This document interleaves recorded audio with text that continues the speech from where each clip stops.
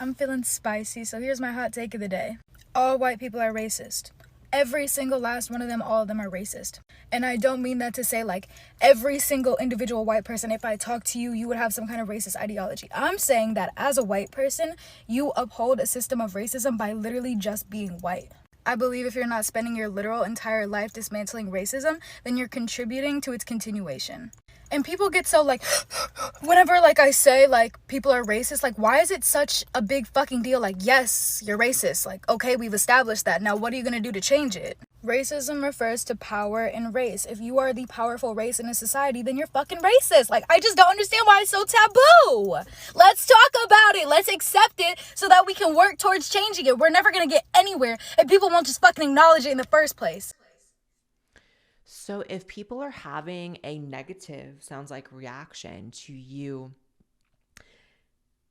painting an entire race with a certain characteristic, particularly one of the most evil characteristics you can have, which is to be racist, is it really a shocker that people are reacting negatively? Is it really a shocker that's not going over well at the bar or at school or where the fuck you're talking about that? Because you sound demented. And you sound like you need help. And you sound like someone hurt you. This type of mentality, where exactly does it get you in life? That's what I'm wondering. Right?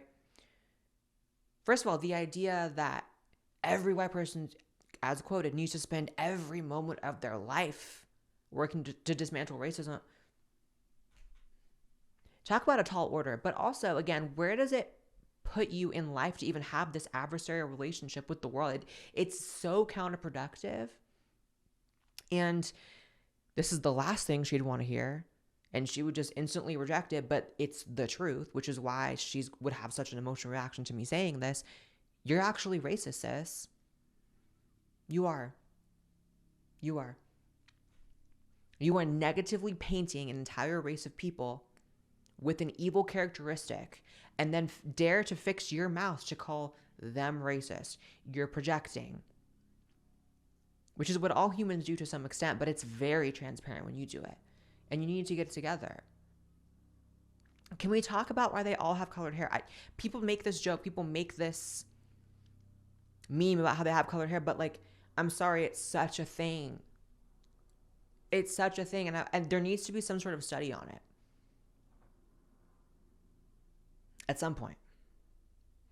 All right, here is one. And for the audio listeners, this is a woman listing out her pronouns. Okay. March, April, May, June, July, August, September, October, November, December. So first of all, I love how in one of the ones she just swapped she, they, like April, she, they, May, they, she. Are you okay? I know all the TikTokers have, multiple personalities now, but this is really extreme. And then people want to say trans isn't a fad. I'm sorry.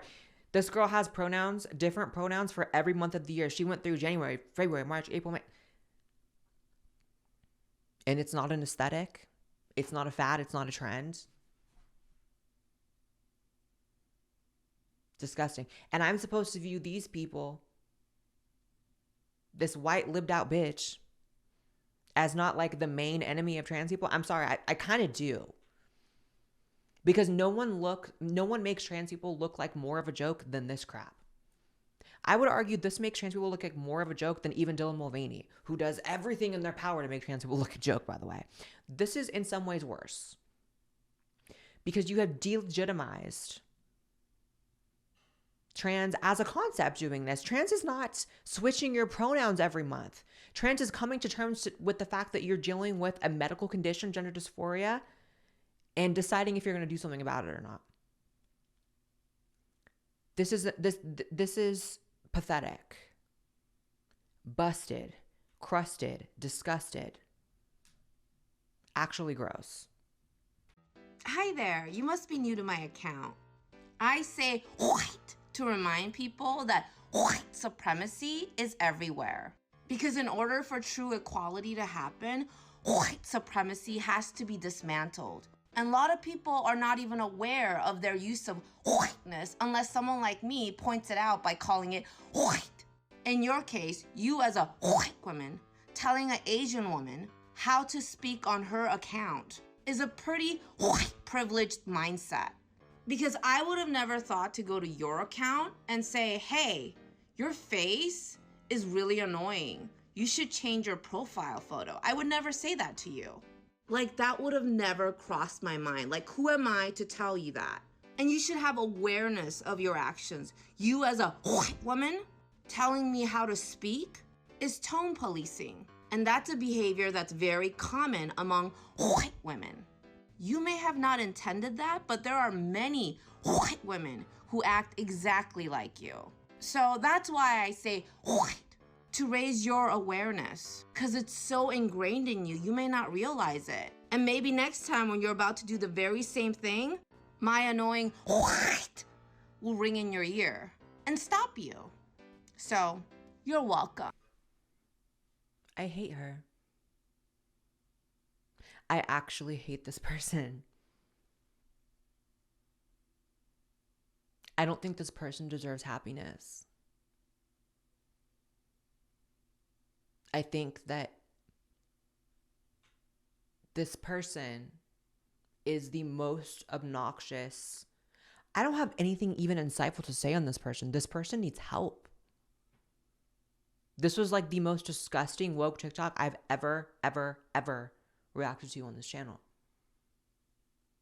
Everything about it.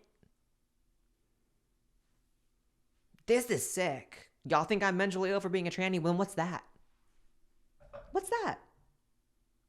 That is just disgusting. I have nothing to say other than like that person. I'm not even going to say what I was going to say because that would be, I'll get banned. Okay. This mom transed her 2-year-old son because he liked to dress up in dresses and makeup. Cute. Okay, so first of all, I will say that the process, the journey is ongoing and probably will be for potentially her entire life. But here's how it started.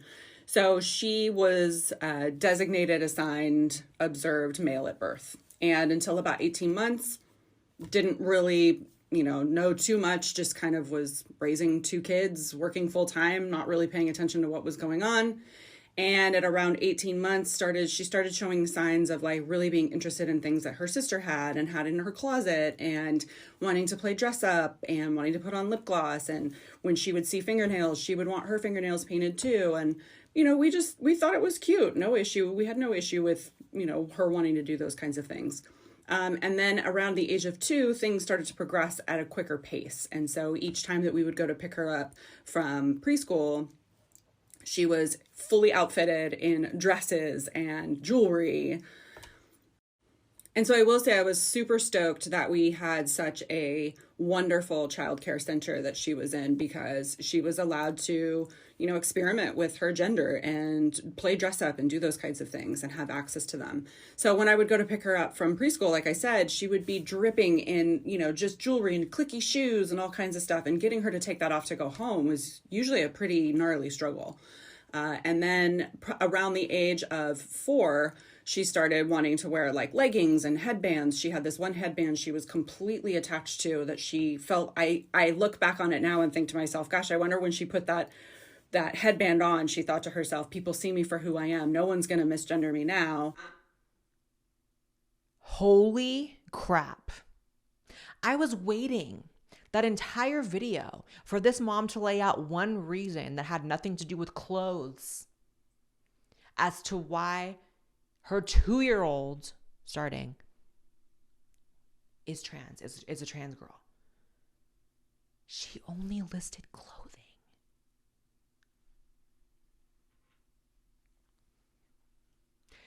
Can someone tell me when we're going to be ready to have the conversation about why it is only white upper middle class parents doing this? Obviously, there are exceptions. I know of. Okay, cool.